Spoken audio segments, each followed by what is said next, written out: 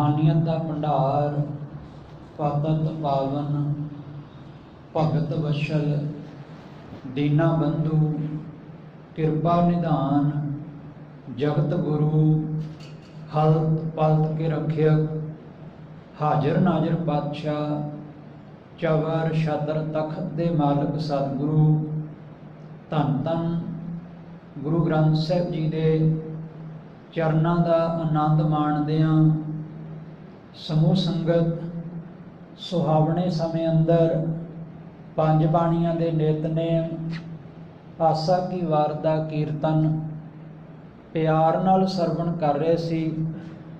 लड़ीवार गुर शब्द दी विचार अंदर सुरतियां बिरतियां जोड़िए।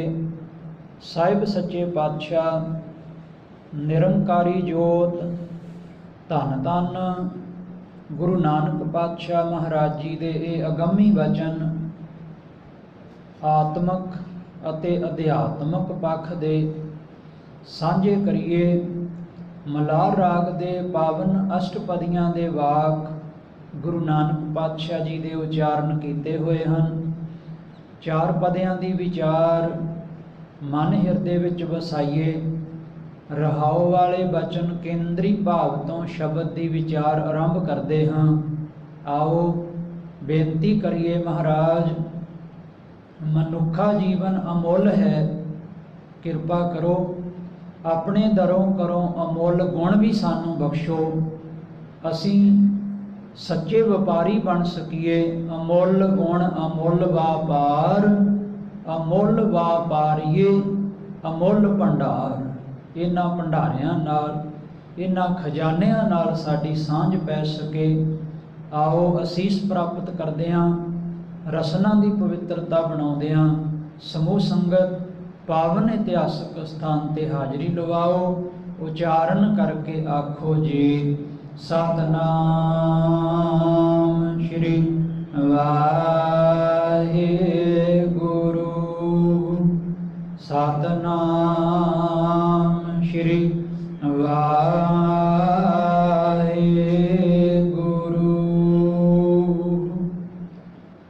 सतगुरु जी अंमृत बचन अंदर साडे इस जीवन तो आरंभता कर रहे हैं।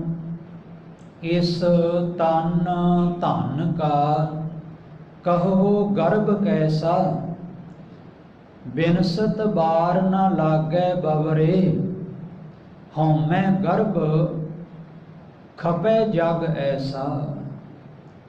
सतगुरु इस शरीर तो आरंभता करते हैं, क्योंकि साडा सारियां दा सवाल होया करदा है, ये सृष्टि की रचना क्यों। ते फिर इसका उत्तर है, सृष्टि की रचना परमात्मा तो अपने आप तो हुई है। आप पीनै आप साजियो, आप पीनै रचियो नाओ, दोई कुदरत साजिए कर आसन डिठो जाओ। उसने चाह नाल, खुशी नाल, प्रसन्नता नाल ये रचना रची है। गुरु सवारियो, फिर सवाल ये भी किया जाता है कि ये आत्मावां, ये शरीर, इन्हां विच होर कोई वाधा हुंदा जांदा है। ते सत संगत परमात्मा की अपनी रची हुई सृष्टि है। साचे ते पवना भया, पवने ते जल होए, जल ते त्रिभवन साजिया, घट घट जोत समोए। अपनी जोत हर शरीर विच उसने टिका लई है। पर ये जितनियां आत्मावां आईयां हन, ये चारां जुगां तो आ रहीआं ने, जा रहीआं ने। शरीर बदले जा रहे ने, सफ़र बदलिया जा रहा है। पर सत संगत आत्मावां ओनियां ही ने जितनियां सतयुग विच सन। जो किश पाया सो एका वार, इक्को वार ही जो कुछ बनाउणा सी, पाउणा सी, देना सी, माया की खेड रचनी सी, वो एक बार ही रच दिती। इस खेड विच कुछ हार गए, कुछ जित गए। ते जिहड़े जितदे ने वो विरले ने, वो विरले ने।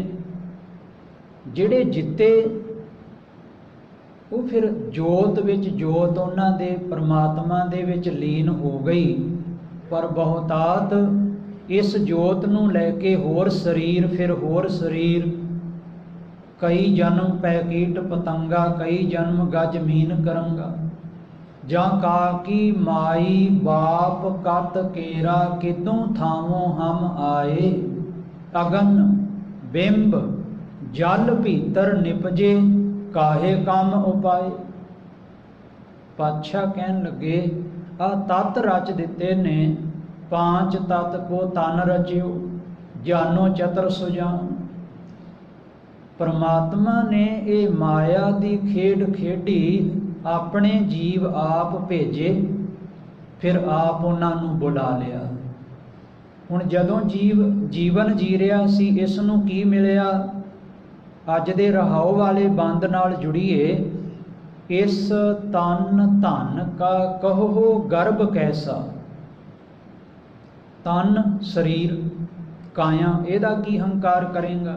धन शरीर नाल कमाई हुई माया, इसका किन्ना को गर्भ करेगा, हंकार करेगा। मिलदा जुलदा प्रमाण भगत कबीर साहब ने भी दिता है। इस तन धन को क्या गर्भैया, राम नाम काहे ना दिरड़ैया। ऐ मनुख, धन ते तन तैनू मिल गया, किन्ना कू गर्भ करेगा, किन्ना कू हंकार करेगा। नहीं, ये हंकार तेरा रहना नहीं। क्यों नहीं रहना? क्योंकि हंकार दे खड़ोण लई ਜਿਹੜੀਆਂ दो थमियां दित्तियां गईयां ने, ये तन ये भी बिनसेगा, ये धन ये भी तेरा साथ छड्ड जाएगा। इत्थे तां उच्चे तो उच्चे अहुदे ते कोई बैठा होवे, उसनूं भी आवाज़ दे के कहे, बादशाह शाह वापारी मरना, जो दिसै सो कालै खरना। काल ने, मौत ने अपने मूँह विच पा लैणा, भावें बादशाह होवे, शहनशाह होवे, सम्राट होवे। बादशाह ते दूजा शब्द वरतिया शाह, जिसनूं आपां शाहूकार कहने आ, धनाड़ मनुख कहने आ, धनवान कहने आ, भी ये लोकां नूं वियाजी पैसे दिंदा। ते गुरदेव पिता कहन लगे उस धनाड़ ने भी मरना। बादशाह शाह, तीजा शब्द वरतिया व्यापारी मरना। वेखदे हन जदों वस्तुआं दी सप्लाई बंद हो जाए तो फिर व्यापारी लोग जमा कीतियां हुईयां वस्तुआं दा चौगुना रेट करके लोकां दी जेब खाली करते हैं। पर गुरदेव पिता कहते ये धन ये तन कितना कु होवेगा, मनुख जितने मर्जी अंबार ला लवे, पर इस तन ने ते धन ने साथ छड्ड जाना है। गुरु नानक बाबा कहन लगे ये परमात्मा ने सृष्टि इसे वास्ते रची, इसनूं शरीर दिता, इसनूं तन दिता ते इसनूं धन दिता। किस वास्ते? ਇਹਦੇ ਵਿੱਚ ਲੱਗ जाए तो परमात्मा के नाम नूं भुल जाए, परमात्मा का नाम भुल जाए। ये भी बेनती करते हैं, अमर हस्ती है परमात्मा, परमात्मा फिर इनू तीन रंगां विच रूपांतरित कर रहा है, तमोगुण, रजोगुण, सतोगुण। ये खेड रच रही है, आप रच लई है खेड करते ने। क्योंकि एक है बनाया गया, ਜਿਹੜਾ मैटर बनाया गया, ਜਿਹੜੀ वस्तु बनाई गई है, इस तो भी पहला एक बनाउण वाला है। बड़ी एकाग्रता नाल समझना, जितने शरीर बैठे हो, एक है बनाउण वाला। बनाउण वाला भुल जाता है। हुंदा की है, माया की है, जो बनिया उही चंगा लगन लग जाता है। जो बन गया है, जो सामने है, सामने सुंदर तो सुंदर देश ने, देशां दे अंदर सजावट है, पार्क हैं, कोठियां हैं, होटल हैं, कितना कुछ है। तो इसे प्रकार धार्मिक अस्थानां नूं कितना सजाया जाता है, पर भुल जाते हाँ कि इनू बनाउण वाला भी कोई है। जो बनिया चित्त सारा उत्थे लग जाता है, जो बन गया है। फिर इसे प्रकार तीसरा है सत्संगत, उसनू मिटाउण वाला। बनाउण वाला दूजा जो बन गया, तीजा मिटाउण वाला। सतगुरु कहंदे जिहड़ा मिटाउण वाला है उहनूं भी तूं भुल गया, जिहड़ा बनाउण वाला है उहनूं भी तूं भुल गया। बनाउण वाला कौन है? कहन लगे जी घुमियार है, उसने मिट्टी लई ते बना दिता। जदों बनाया तां अज दे शब्द विच कहिंदे इसनूं देर नहीं लगनी, हुण तोड़दे आं। बिनसत बार ना लागै बवरे, बार इत्थे शब्द आया देर तो, समा। तोड़न लग्या कहंदे देर नहीं लगनी बंदिया। हौमे गर्भ खपे जग ऐसा, जगत खप रहा है। जगत जो है, संसार जो है, वो इन्हां तिन्नां विच उलझिया है। कोई रजो गुण विच उलझ गया, कोई तमो गुण विच उलझ गया, कोई सतो गुण तक पहुँच गया। इन्हां तिन्नां गुणां दे विच लगे ने। एक जड़ है, एक दरखत है, तीजा उसका फल है। इसे प्रकार एक पढ़ाउण वाला है, एक पढ़न वाला है, ते एक फिर उसनूं सलाउण वाला है। तीन ने ना।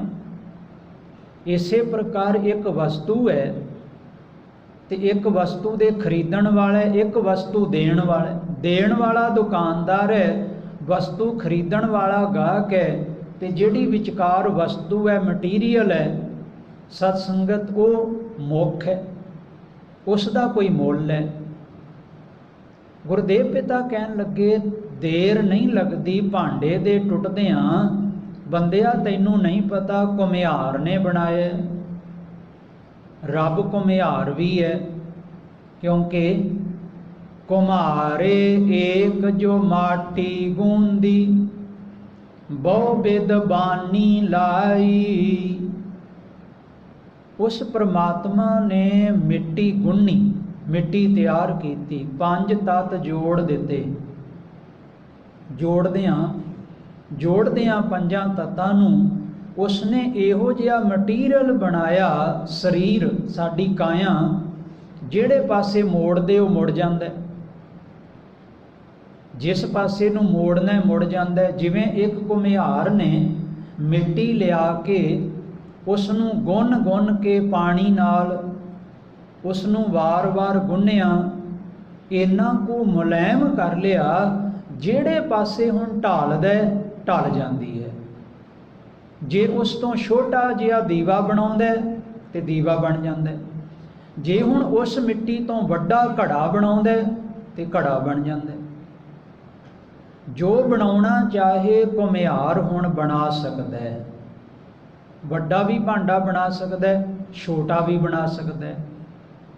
आपां कई बार हैरान नहीं हो जाते जदों कोई बौना मनुख आ जाए, छोटे जे कद वाला आ जाए तो हैरान हो जाते हैं बई ये इन्ना छोटा भांडा बनाया, क्योंकि भांडे बनाउण वाला कोई होर है ना। एक इन्ना उच्चे कद वाला 7 फुट कद चला गया, 7 फुट उच्चा, एक 5 फुट उच्चा है। क्यों?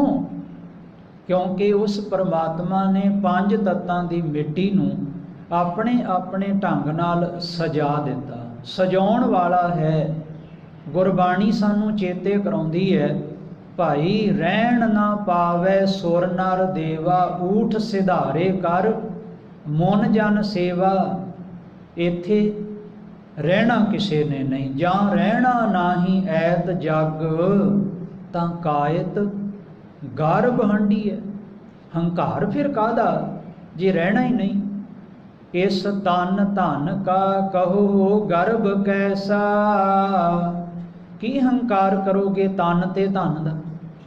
जदों गुरु नानक साहब ने 4 ਪਹਿਰੇ लिखे, उन्हां विच एक ਪਹਿਰਾ तीजा ਪਹਿਰ है जिंदगी का, जिसनों भर जवानी का ਪਹਿਰਾ कहने आ।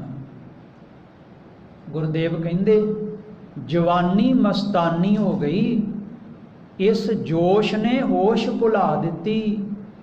इस जवानी दे विच मस्त इन्ना कु हो गया, इसनूं धर्म भुल गया, इसनूं दाता भुल गया। दात प्यारी विसरिया दातारा। गुरु नानक बाबे दा बचन पढ़ांगे, तीजे ਪਹਿਰੇ रैण केवण जारिया मित्रा, धन जोबन स्यों चित, हर का नाम ना चेतै प्राणी, बिकल भया संग माया, धन स्यों रता जोबन मता, ऐला जन्म गवाया, धर्म सेती वापार ना कीतो, कर्म ना कीतो मित कहो नानक प्राणी। तीजे ਪਹਿਰੇ कित्थे लगे? धन जोबन स्यों चित। एवें नहीं, साडी सारियां दी एडी वड्डी दौड़ लगी पई है। 1 साल विच 5 लाख वीजे ओके हुंदे ने देशां ते विदेशां दे। एवें नहीं, धन दे पिछे दौड़ लग रही है। ते सत संगत, हर एक दी चाहत है मेरे कोल इन्ना धन होवे, कई पीढ़ियां बैठ के खाण, मेरे कोल धन मुके ना, धन खत्म ना होवे, माया दा अंबार लग्या पिया होवे। ते सत संगत, सवाल बाबे कल्याण दास ने भी कीता सी, पुत्रा दुकान ते बैठे सुल्तानपुर, तेरी कई पिंडां दी इन्नी सुचज्जी दुकान है, बड़ा मुनाफा है, बड़ी कमाई कर ली होवेगी। गुरु नानक बाबे ने उत्तर दिता सी, पिता जी इत को आवत है उत को चल जाई। इधरों कमाई करदा उधर खर्च कर दिंदा। मेरे घर दी तां पिता कल्याण दास नूं कहंदे आई चलाई है, मैं कोई धन जोड़िया नहीं, कोई धन जोड़िया नहीं, पिता नूं समझाया। ते सत संगत, इहदा भाव ये होया, इन्ने 100 साल पहलां भी, इन्ने 100 साल पहलां भी एक इच्छा हुंदी सी कि बंदा धन जोड़े। जे पिता कल्याण दास पुछदे ने, पुत्रा धन किन्ना जोड़िया, ते अज भी आपां नूं पुछदे ने माया किन्नी कु जोड़ी। गुरदेव कहंदे, बंदिया जोड़ जोड़ के छड्ड फिर इत्थे जावेंगा, क्योंकि कौडी कौडी जोर कै जोरे लाख करोड़, चलती बार न कश मिलियो, लई लंगोटी तोर। बंदिया जान वेले तां तेरे नाल तेरी लंगोटी भी नहीं जानी, जान वेले तां तेरे नाल तेरा पहरावा भी नहीं जाना, शरीर भी नहीं जाना, किन्ना कु शरीर दा मान करेगा। माया नहीं जानी, माया दा की मान करेगा। मनुख दा ध्यान शरीर विच है, सुंदरता विच है, मनुख दा ध्यान उच्ची कुल विच है, मनुख दा ध्यान सियाणप वाले पासे है, ਮਨੁੱਖ ਦਾ ਧਿਆਨ ਰੱਬ ਵਿੱਚ ਨਹੀਂ ਹੈ, ਕਿਉਂਕਿ ਕਹੋ ਨਾਨਕ ਪ੍ਰਾਣੀ ਤੀਜੇ ਪਹਿਰੇ। ਜ਼ਿੰਦਗੀ ਦਾ ਤੀਜਾ ਪਹਿਰਾ ਜਵਾਨੀ ਦਾ ਪਹਿਰਾ। ਧਨ ਜੋਬਨ ਸਿਉ ਚਿੱਤ। ਬੇਨਤੀ ਕਰਾਂ, ਜਿਨ੍ਹਾਂ ਨੂੰ ਜਵਾਨੀ ਦੇ ਸਮੇਂ ਸੇਵਾ ਚੇਤੇ ਰਹੀ ਉਹਨਾਂ ਦੇ ਭਾਗ ਚੰਗੇ। ਜਿਨ੍ਹਾਂ ਨੇ ਜਵਾਨੀ ਦੇ ਦੌਰਾਨ, ਕਿਰਤ ਦੇ ਦੌਰਾਨ ਦਸਵੰਧ ਕੱਢਿਆ, ਭਾਗ ਚੰਗੇ, ਉਹਨਾਂ ਨੂੰ ਕਰਤਾ ਚੇਤੇ ਹੈ। ਜਿਨ੍ਹਾਂ ਨੇ ਧਨ ਵੀ ਕਮਾਇਆ, ਸੇਵਾ ਵੀ ਕਮਾਈ, ਨਿਤਨੇਮ ਵੀ ਕਮਾਇਆ, ਨਾਮ ਦੀ ਕਮਾਈ ਵੀ ਕੀਤੀ, ਉਹ ਸਫਲ ਜੀਵਨ ਵਾਲੇ ਹੋ ਗਏ। ਉਹਨਾਂ ਦੀ ਬਾਂਹ ਗੁਰੂ ਨਾਨਕ ਬਾਬਾ ਪਕੜਦੇ ਨੇ। ਜਿਵੇਂ ਕਾਰੂ ਬਾਦਸ਼ਾਹ ਨੇ 40 ਗੰਜ ਜੋੜ ਲਏ, ਸਤਿਗੁਰੂ ਪਹੁੰਚੇ, ਵੇਖਿਆ ਇੰਨਾ ਲਾਲਚ, ਇਸਨੇ ਤਾਂ ਕਬਰਾਂ ਵੀ ਖੋਦ ਦਿੱਤੀਆਂ ਨੇ। ਕਿਉਂਕਿ ਪੁੱਛਿਆ ਸੀ ਨਾ ਸਿਆਣੇ ਦਾਨਿਆਂ ਨੂੰ ਬੁਲਾ ਕੇ, ਪੰਡਤ ਜਨਾਂ ਨੂੰ ਵੀ ਦੱਸੋ ਮੇਰੇ ਕੋਲ ਹੋਰ ਧਨ ਕਿਵੇਂ ਆਵੇਗਾ। ਕਹਿਣ ਲੱਗੇ ਇੰਜ ਕਰੋ, ਆਪਣੀ ਪੁੱਤਰੀ ਨੂੰ ਦਾਅ ਤੇ ਲਾ ਦਿਓ ਤੇ ਧਨ ਆ ਜਾਏਗਾ। ਕਹਿਣ ਲੱਗੇ ਉਹ ਕਿਵੇਂ?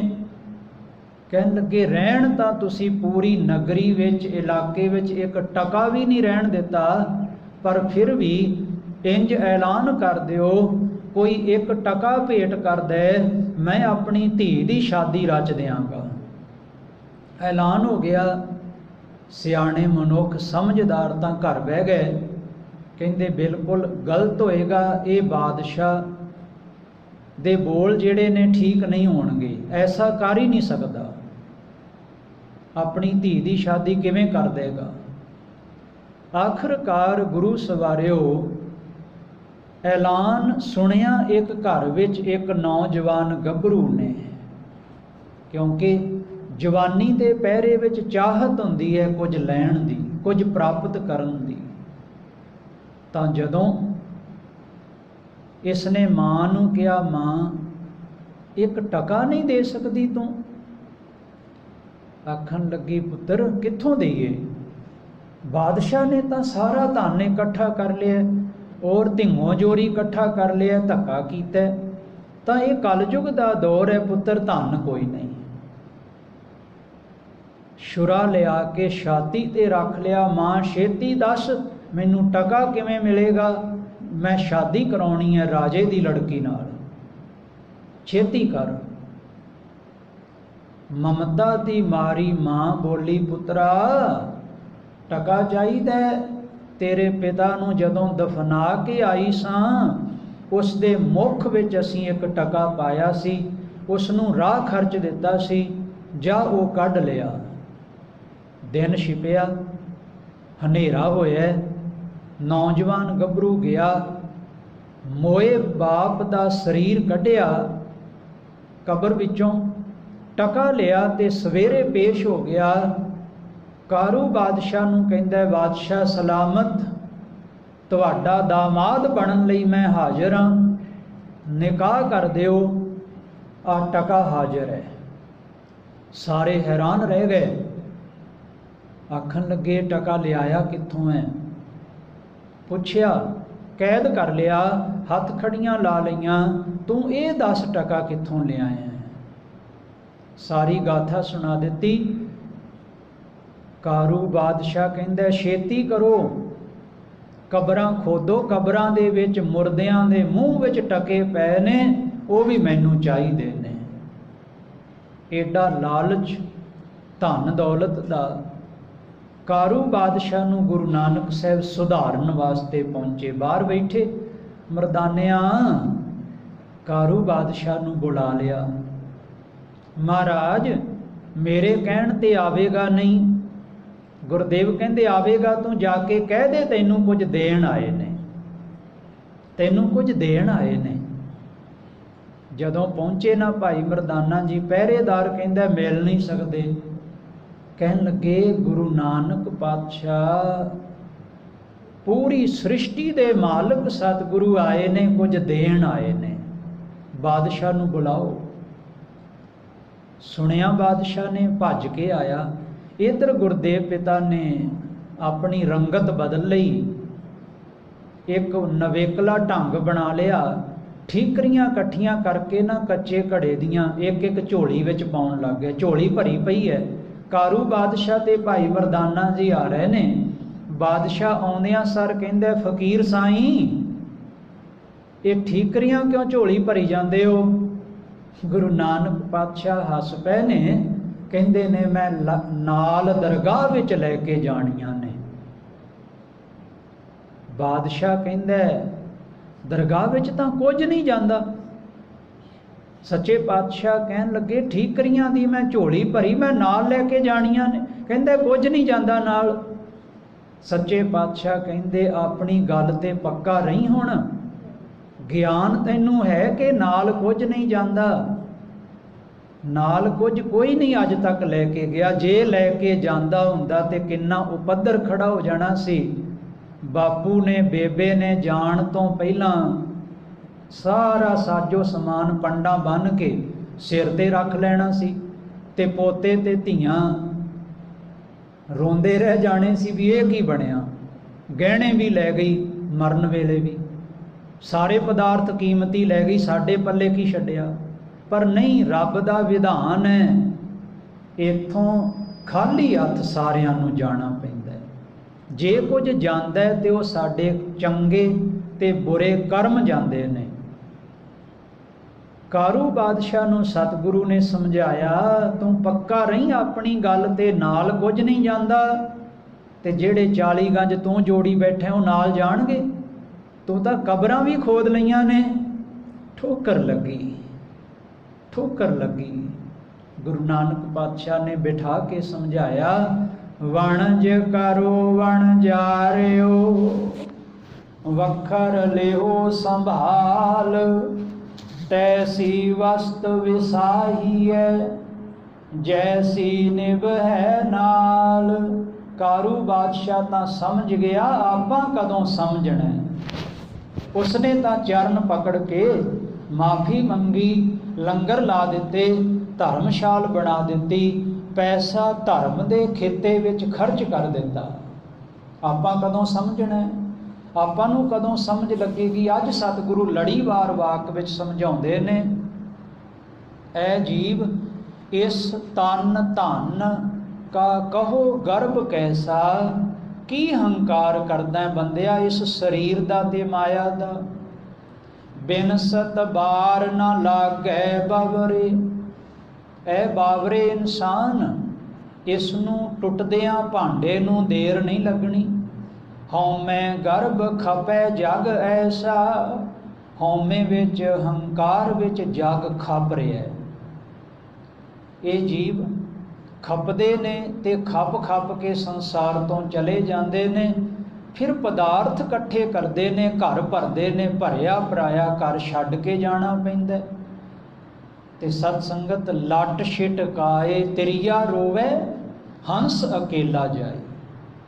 ਜਾਂ ਬਚਨ ਨੇ ਨਾ, ਆਵਤ ਅਕੇਲਾ ਜਾਤ ਅਕੇਲਾ, ਹਮ ਤੁਮ ਸੰਗ ਝੂਠੇ ਸਭ ਬੋਲਾ। ਗੁਰਦੇਵ ਪਿਤਾ ਕਹਿੰਦੇ, 4 ਦਿਨ ਤੂੰ ਖੇਡਣ ਖੇਡ ਆਇਆ ਸੀ, ਤੂੰ ਬਾਜੀ ਜਿੱਤ ਕੇ ਜਾ। ਬਾਜੀ ਹਾਰ ਜਾਏਗਾ ਜੇ ਪਦਾਰਥਾਂ ਨਾਲ ਮੋਹ ਲੱਗਾ ਰਿਹਾ, ਪਦਾਰਥਾਂ ਨਾਲ ਪਿਆਰ ਪਾਈ ਰੱਖਿਆ।